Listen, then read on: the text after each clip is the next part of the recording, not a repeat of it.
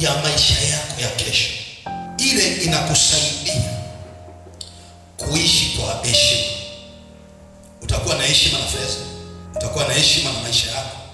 Kama ukijijua baadaye ni nani, sidhani leo unaweza kufanya upuuzi, kwa sababu kuna vitu usipojijua leo unaweza kuvifanya leo vikakuharibia kesho.